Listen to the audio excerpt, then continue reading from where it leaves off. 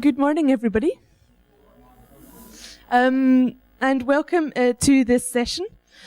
My name is Leanna Hyde, and I work for a British Council based in Mumbai. And it's my great pleasure to introduce Nivedita Bedadur. She works for the Azim Premji University as a teacher educator and as a specialist in academics and in pedagogy. Previously, she also worked as a teacher, a principal, and a resource person, so has brought an incredible amount of experience to her present role. The Azim Premji University are currently working in many different states in India, both in pre-service and in-service education for teachers. And they support the government to bring about changes in education, which ultimately will lead to an increase in quality in education. Nivedita is going to tell us today about part of this, which is co-development project. Can I please ask you all to turn off your mobile phones or put them on silent during this presentation? And also, at the end of the presentation, we're going to have around 10 minutes for questions. So there'll be time for you all to ask your questions then. Enjoy your presentation. As you can see, the topic of my presentation is co-development for continuing professional development of English language teachers and professionals. This presentation is going to be in 3 parts.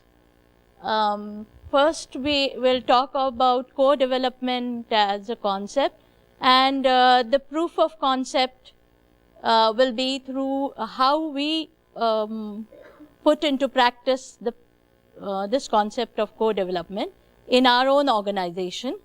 And then we will talk about how we try to extend this concept to teachers from our own schools and then to teachers from state government schools.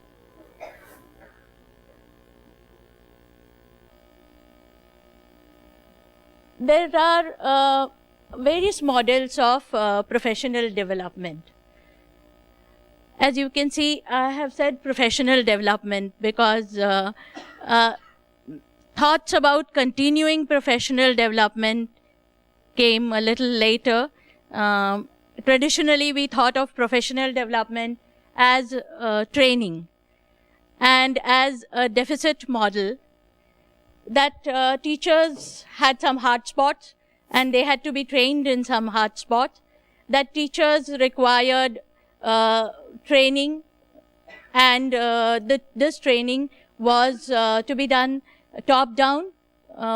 We decided what they had to be trained in, how they had to be trained, and what would be the curriculum for training, what would be the outcome of training.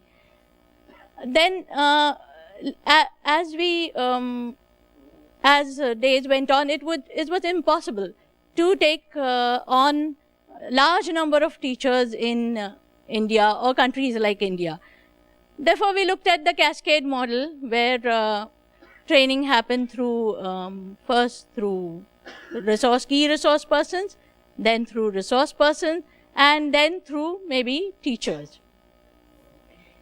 Then we thought of a coaching model also. There were the coaching model was not so much of use in India, but the coaching model happens in maybe schools where teachers observe each other classes, give support to each other. And we also thought of the action research model. The action research model also was a very useful model because action research led to reflection, critical thinking. So as you can see, these models, which have been explained by Kennedy in his article, we can see that these models go from transmission to transitional and to transformative practices. But we at Azim Premji Foundation thought of a different model of continuing professional development, and we called it co-development. So we will look at why we thought of a different model and how this model is working, how is it really a transformative model of teacher education.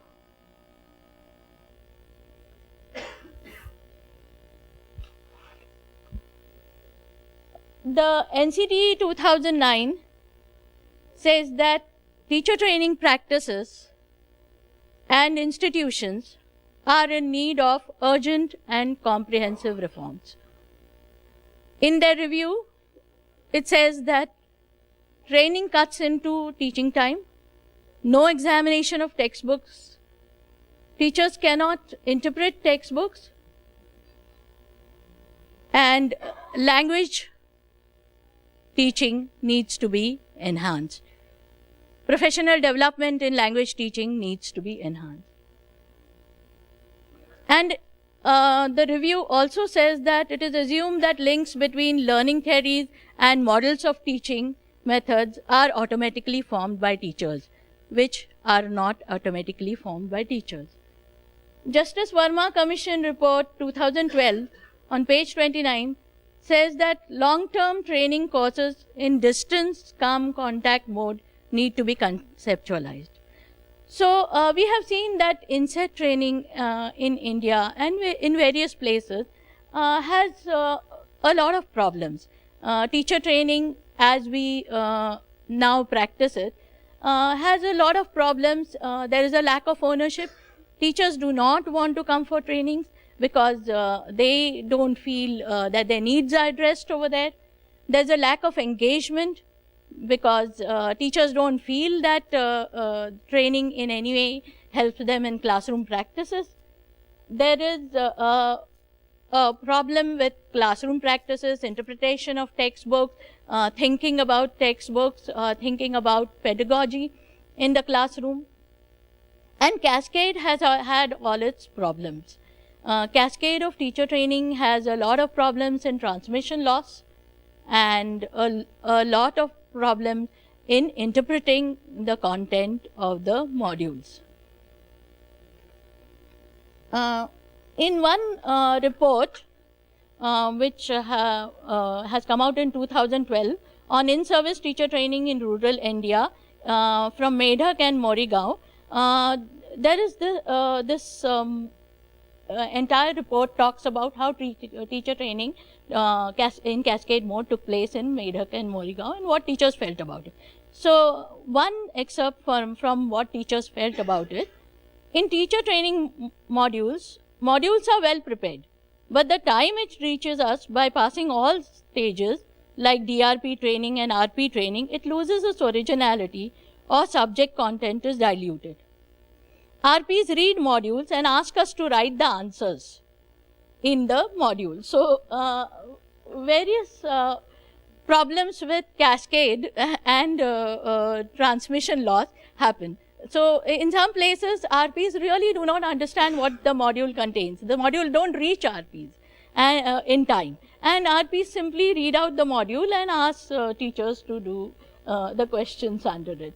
So all these problems led to a lot of thinking and churning in our organization. We work with teachers and teacher trainers, BEOs, and at various levels in almost 7 states. We have about 700 members working in the field. So our problem was not only thinking about how we do our job, but how we equip ourselves to do our job.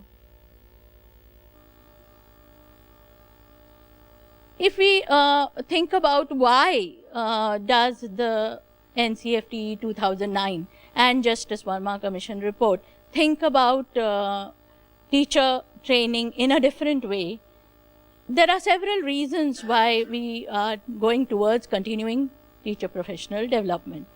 The reasons are that the knowledge of how adults learn, how teachers learn, has now expanded into thinking about it is not very different from how children learn. How teachers learn is very similar to how children learn. And yet, there are many differences which come from experience.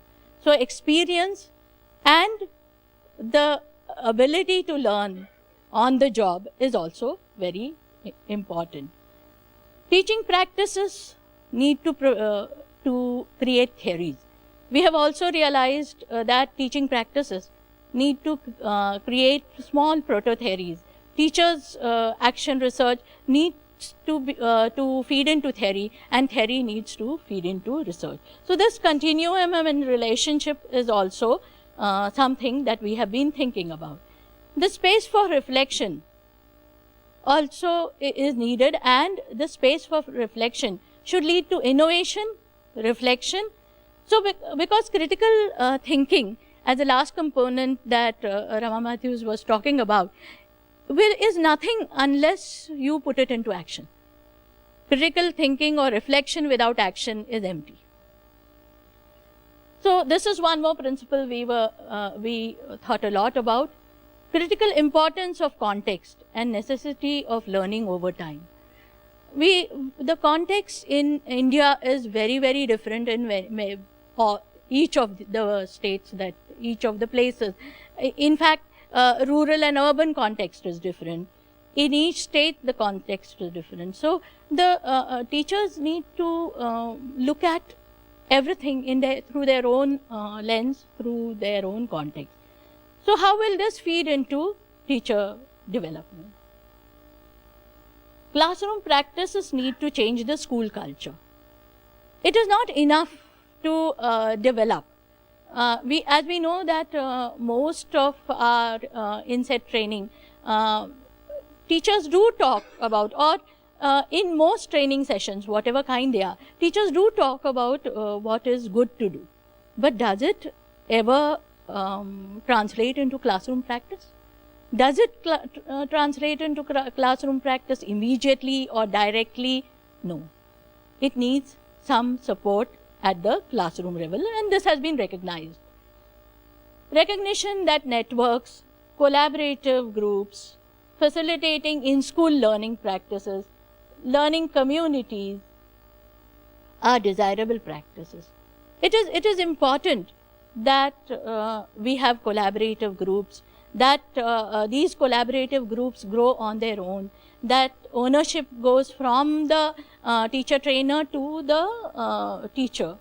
So all these ideas created a lot of churning in our organization as to what is to be done. How do we build our own capacity and build teachers' capacity? How does this translate into continuing professional education? So let's now look at the concept of co-development. The word co-development maybe brings a picture of some people sitting in a room and talking to each other, and it's very much like that.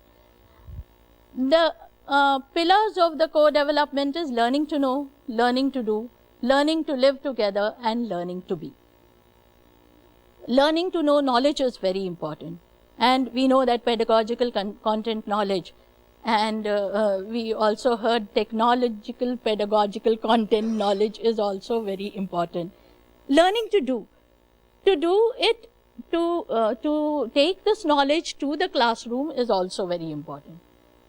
Learning to be, to believe in what you are doing is very important. And learning to be together, to do it not alone but together, to share best practices, to do them together, to reflect, and as we know that reflection is a group practice, not an individual practice, and we had a lot of debate about that.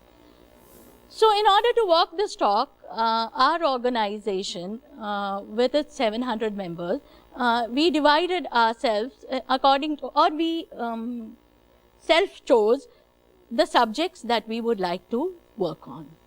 And this is across locations. across locations like Chhattisgarh, Uttarakhand, Bihar, Puducherry. So across locations, Karnataka, we decided to meet together, work together, and develop our own capacity. So I'll talk about this co-development concept and process within our organization first. We wanted to bring quality to our own professional development, wanted to create the same learning spaces that we learn to nurture as a group.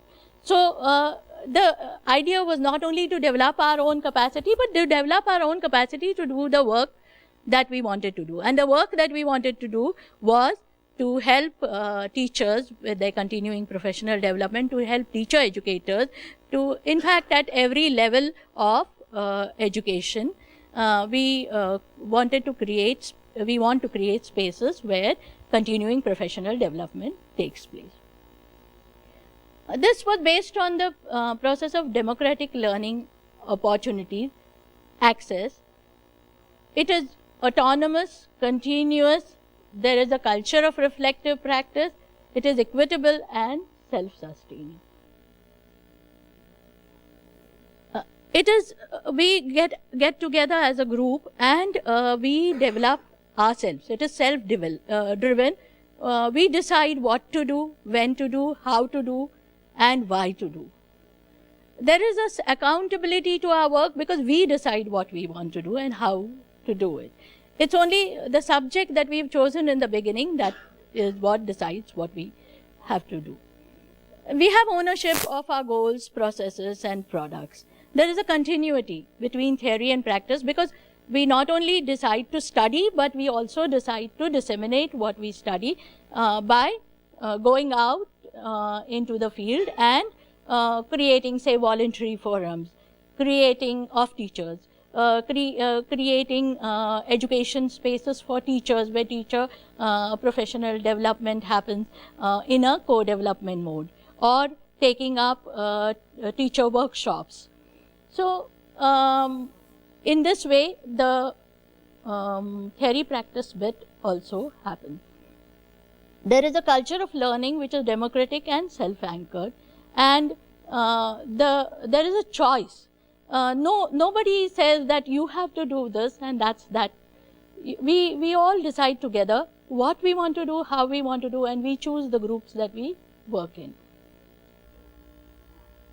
The group processes are that we decide a common goal and we work on the goal. We create knowledge for dissemination. We read, write, share knowledge. We acquire skills of dissemination. We seek external help if needed. We maintain theory and practice connect. We support members to achieve their objectives. We have a common goal, and for example, if the common goal is for English language group, I am with a group of 25 members and about 90 members in the language group, 25 members working for English language. So if we, since we have 25 members in a group, we meet together, we sit down, we talk, we read, we write, we critically discuss, we go out into the field and practice what we discuss. So the objective is a common objective. The processes and product are owned by us. There is heterogeneity amongst the group. The entire group is not a homogeneous group. We are not all English language professionals if we are in the English language group. We come from various other backgrounds also. The process is also critical reflection, practice, and dialogue. Then we have certain other processes also, because without that it will not happen. We meet to decide goals and objectives, to create knowledge, for acquiring skills. We do offline reading and writing, sharing and critiquing, trying out innovative practices. We do teleconferencing, sharing of progress and academic discussions. The difference between traditional and co-development model is that we are moving from product to process. We're moving from training to education. We're moving from a one-shot training to a continuous development. We're moving from top-down to bottom-up. We are focusing not only on the content, but on knowledge creation, on innovation through critical reflection and sharing. And we are also trying to change school culture. So I'm going to now explain 2 experiments within the foundation, and then we will go on to teacher development. The 2 experiments within the foundation is the co-development of English group of Azim Premji Foundation members and the co-development of the curriculum revision process of Azim Premji schools for migrant labor. The English language group of teacher educators from Azim Premji Foundation, the objective of meeting was capacity building of field members for supporting teachers and teacher educators.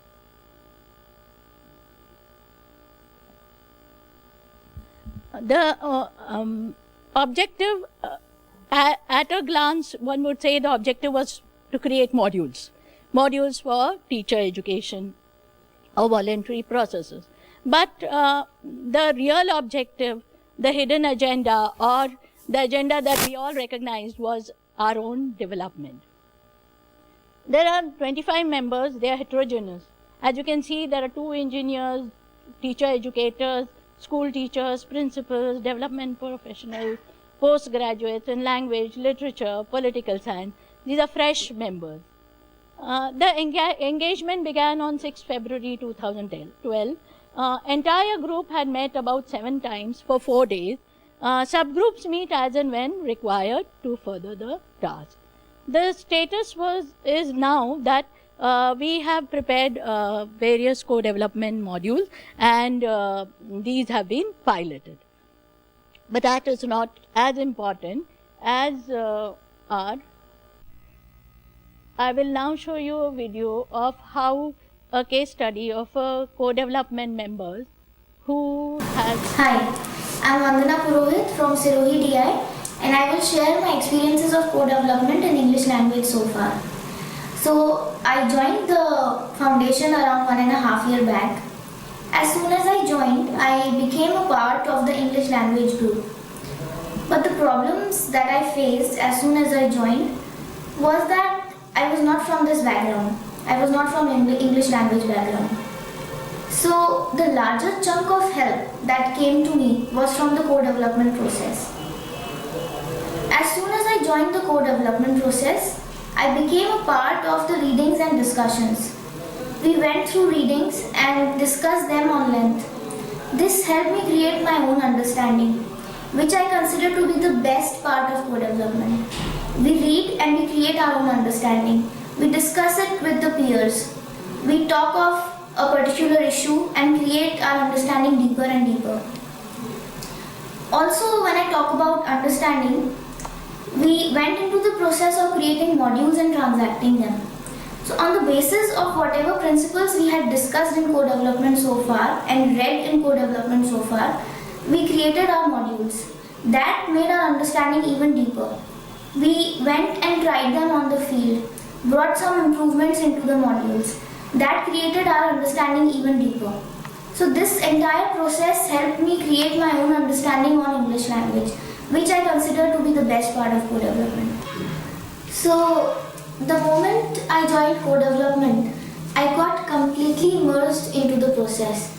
And since then, I started thinking on that particular line. So if you ask me, I would call co-development as a real learning process. This, I think, is because it's a connection between the theory as well as the practice. And this is something I could not even find in my college days. I mean, this is the reason I think I call it a real learning process. And what we do is that, we read, we discuss, we seek help from each other, we share our ideas with each other, we gather experiences from the field, we make our own understanding stronger, all together making it a creative learning process. Also, I would like to share an experience of doing an action research in the subject. So, I felt a very strong disconnect between whatever I had understood through the co-development processes and other processes and what was happening in the field, in the classrooms. Almost everything contradicted to what I had understood. So, I started with a small action research in a government school with a small group of children. I designed a pedagogy on the basis of the principles that I had studied in the process, and I could take it to the classrooms. I practiced it for some time with the children, and I realized that certain things were coming to me from the practice that helped me enrich the theory, and certain things were coming to me from the theory that I had read in the co-development processes that helped me enrich the practice.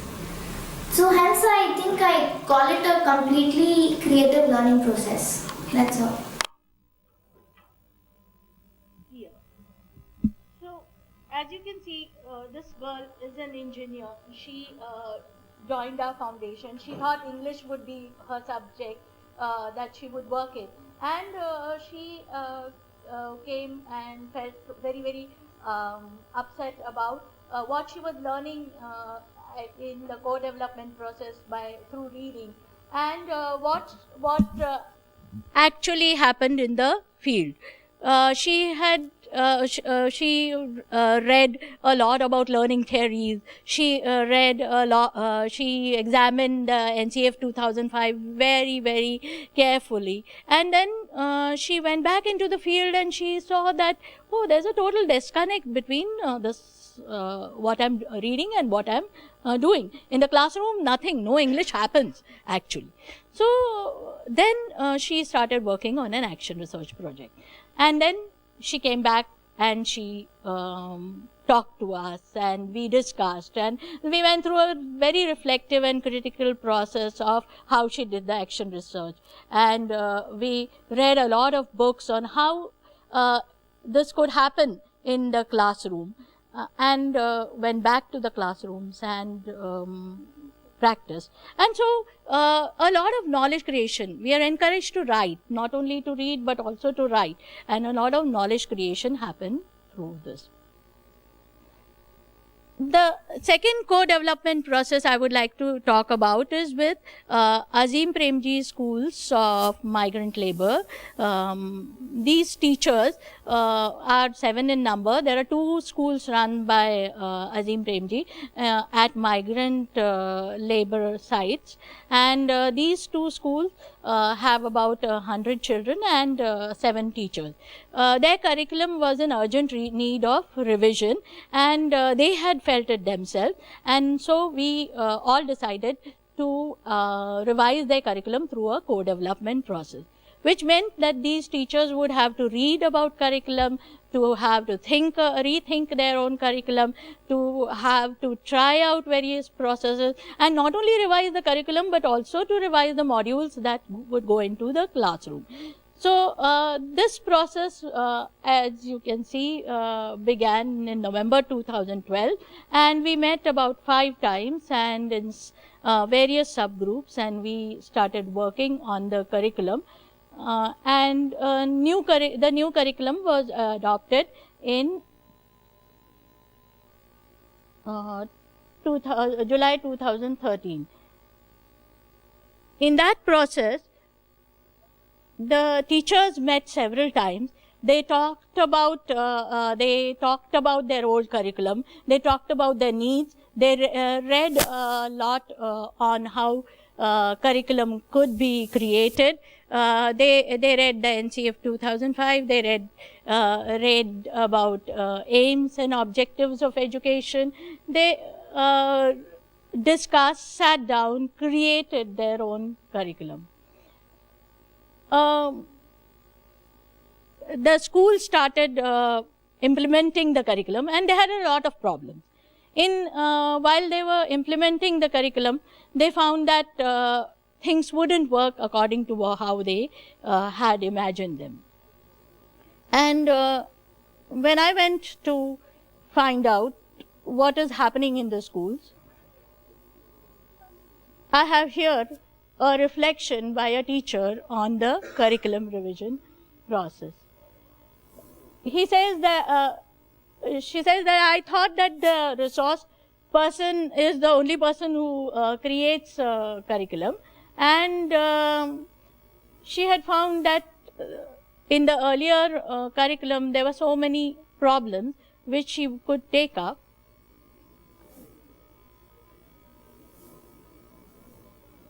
It is interesting to see her reflection.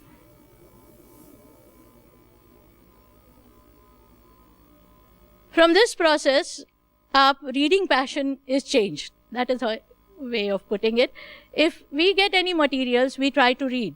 This process has changed our thinking on each subject compared to old curriculum of the ECML schools.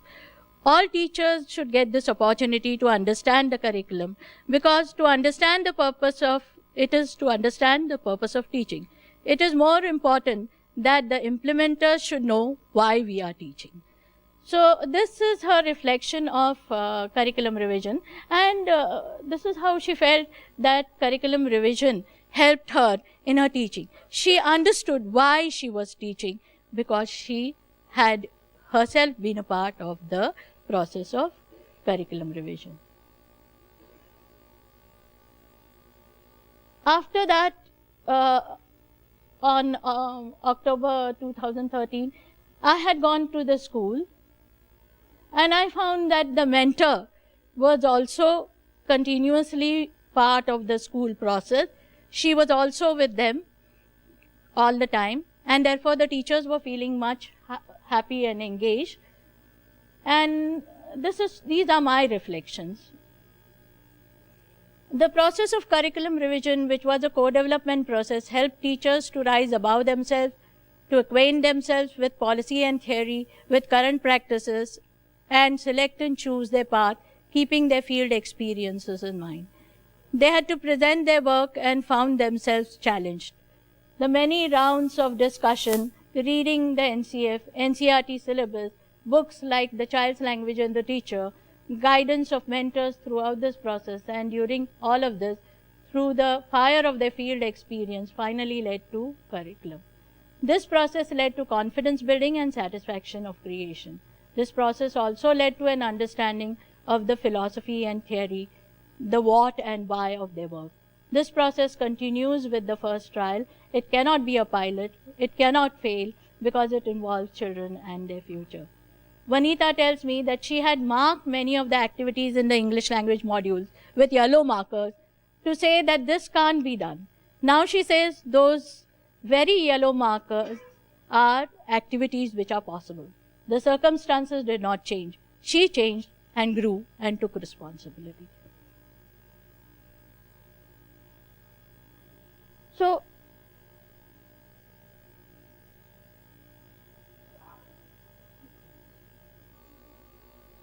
in this way, we found that even in our own schools, the process of co-development worked. And we got very, very positive results of the process of co-development. But does it work with teachers? Does it work with state government teachers, where there are so many challenges? We wanted to try and see. So, in order to apply the concept of co-development, we began a small co-development process in Mandya in Karnataka.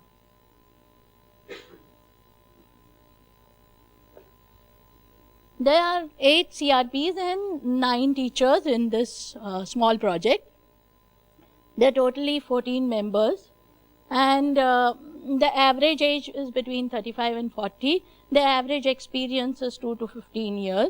Their qualifications are from PUC to MA. Only two participants have an MA in English.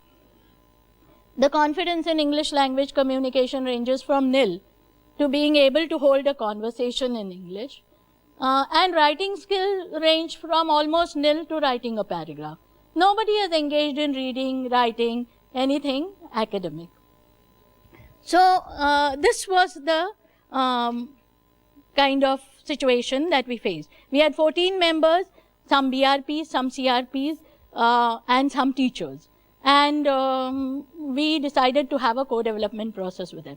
The whole idea was a strange idea, that you sit in a circle, you sit and read and discuss and present your ideas, you share reflections, you talk about classroom processes, you try to see how these classroom processes can be changed.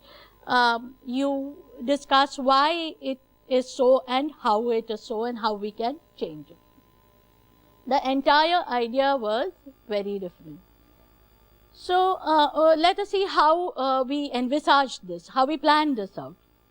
We decided to have a top-down and bottom-up process because the idea was very new and maybe teachers would not take to it.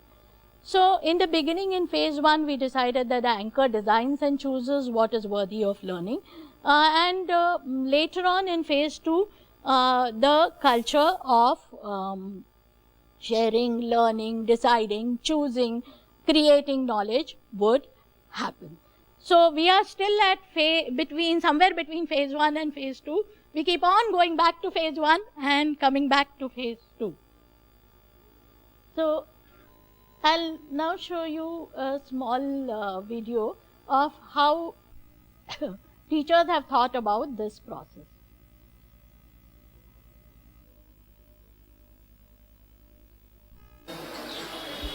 This is especially about RP development program. This includes all workshop, trainings, all the members.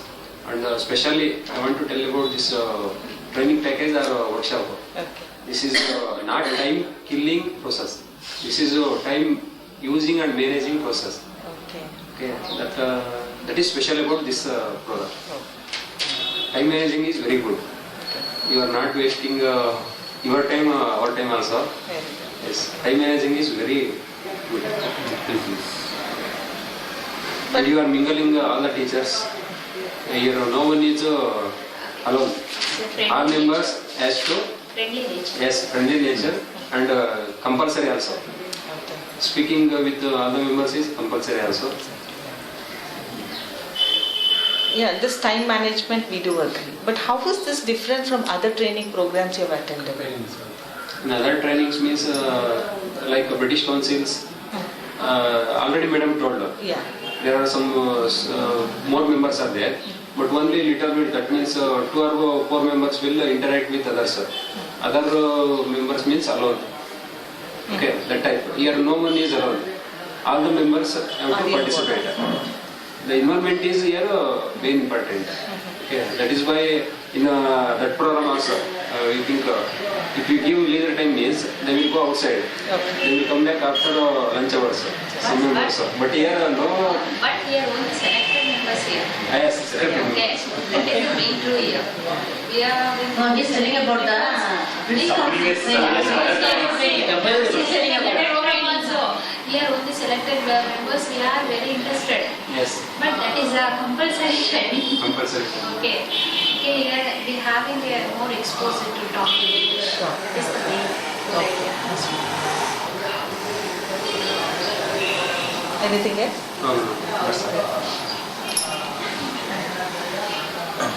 That's all.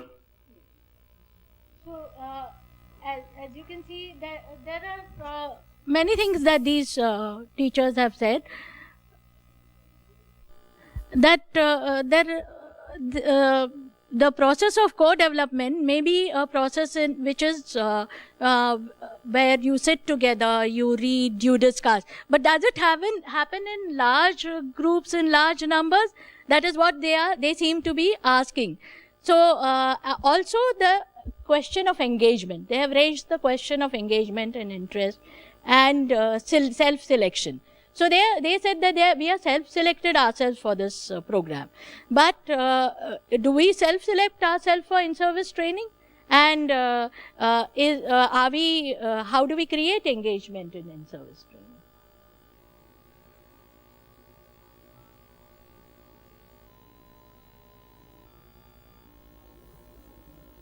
The assumptions that we worked with when we did co-development with Azim Premji members was that we have a culture of learning. We have a group. The group shares a common knowledge and a common understanding. these assumptions did not work with teachers. We found that we were in great difficulties when we worked with teachers. If you cannot have the entire group connected, it is very difficult to connect the entire group. So what happens? How do we think about these challenges? So we thought of technology as a support to overcome these challenges, and technology also helped us in creating group practices amongst this group. So the introduction of internet, email, PowerPoint to help them contact with each other, talk to each other, sit, share. Then resistance to reading was overcome through technology. Because when they had to transform a reading into a PowerPoint presentation and present it before the whole group, they realized that reading and reflection on reading had to happen before they thought of doing a presentation. So the culture of sharing best practices also is begun to be initiated by technology. I'm not saying that this whole process is very successful. I'm not even saying that this whole process does not have challenges. We have many challenges, but technology has helped to a certain extent.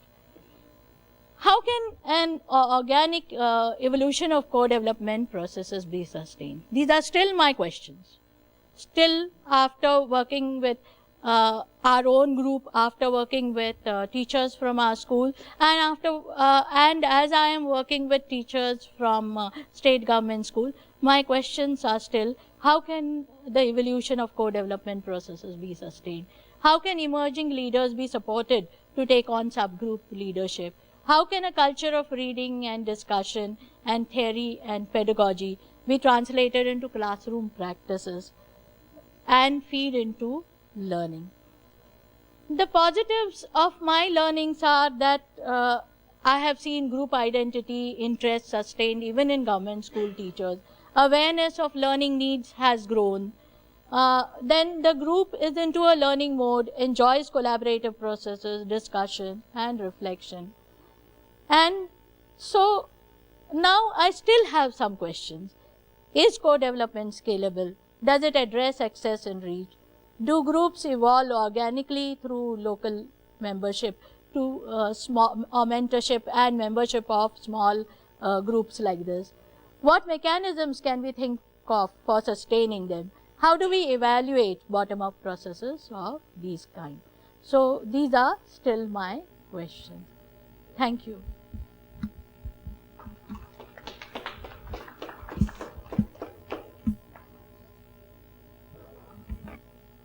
Thank you very much.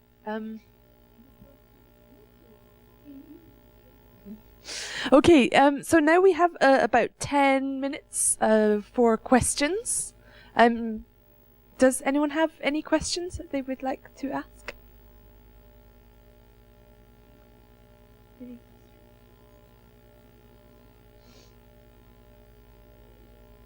Okay.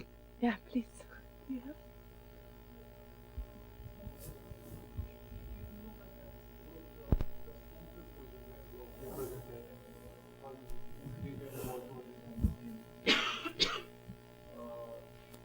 By seeing your presentation, I came to know that the plan you got, the objectives you selected, and the measurement what you created and presented in front of us, there was something interesting in the live scenario we came to know. I belong to one state in India, and in my state, I have never seen such kind of sponsor project anyone has created or done on this CPD line. There was on co-development. So it's something apart from this project that can it be possible if we can be a part of such kind of sponsor project, and I would be happy to be a resource person to do some kind of project in my state. I belong to Gujarat in India. Won't be people anything knowing about CPD and something, and I found it really interesting. So just to create a kind of knowledge-based environment and create a real live scenario about the CPD initiatives, or might not be initiating by teachers. So I wanted to make some kind of survey on the same. So I would like to get some brief idea about the sponsor project. I don't know what you mean by a sponsor project, but we are a university and a foundation, and we work for teacher education, teacher development, and along with that, research and many other initiatives. So we are working in many states, and you could also start your co-development group, but we do not sponsor, in the sense financially sponsor anyone for projects. Yeah, it is Azim Premji Foundation project. But if anyone would like to start a project like that of co-development in their own areas, and if you have the wherewithal to do it, we would be happy to help you out with the concept and the planning and the thought behind it, the principles, and how to put them into practice. Definitely we would be able to. Thank you very much. Could we ask from here? One clarification question, actually, which is, see, you said that you had a group with APU, but across many centers. Was your language of discussion in that group English? And if it is heterogeneous, how did you manage? That was one question. And see, the interview with the migrant labor teachers and your state government teachers, see, that interview was in English. But I can't see you people having been able to have co-development discussions in English, because you clearly said your teachers are first-generation learners. Tell us a little bit about that, please. About the migrant labor teachers curriculum revision process, actually behind that goes a long history of working with the teachers, and since 2009, since I joined the foundation, we would sit together. We did not think of co-development. We did not label the process. We did not understand the principle, but we would sit together every Saturday having discussions. So like you say, language is a very big challenge and opportunity. It's both a challenge and opportunity. So if you discuss in Kannada and I can't understand Kannada, or if you discuss in Telugu and I can't understand Telugu, you must be able to at least tell me something in the language that I understand. So the process is always open for discussion in whichever language you are comfortable with. But the presentation needs to happen for a language which is a common language between us. We have problems. We have problems with our own co-development. I told you there are 100 members. 100 members, out of which 45 are from Karnataka, who do not understand either Hindi or English. Then how do we have this co-development in either Hindi, English or Kannada? So we're grappling with these problems.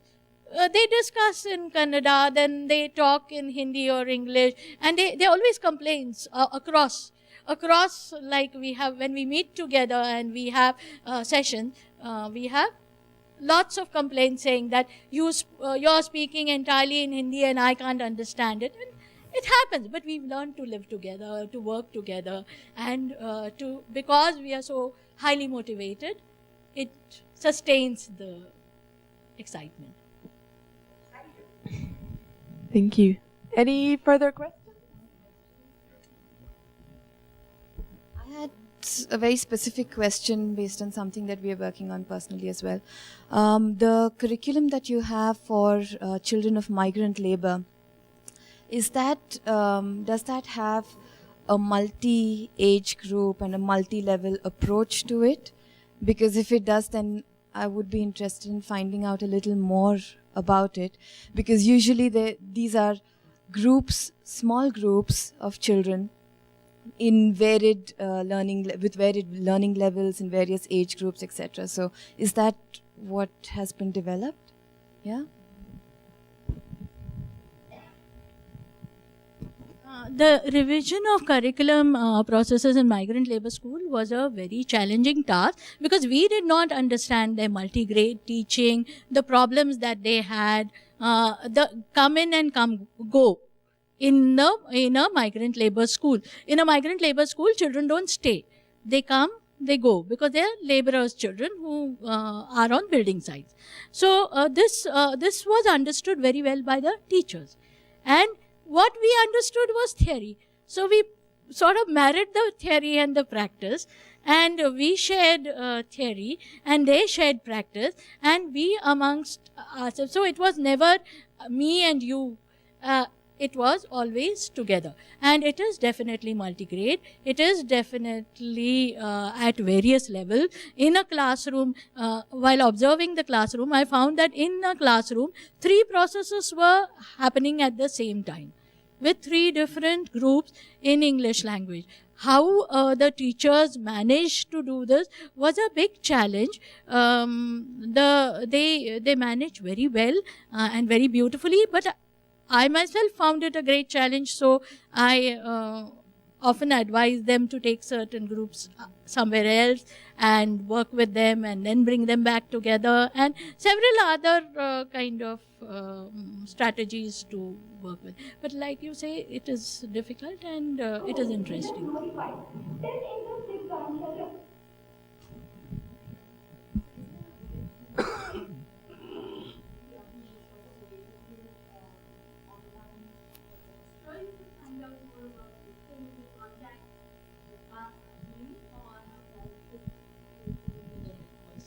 You can find out more. Any other questions?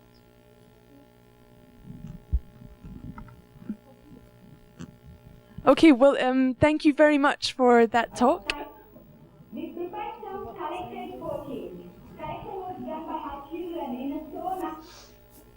Okay, thank you again. And I'm sure you're happy to answer any other questions after the presentation if anyone has anything else. Thank you again.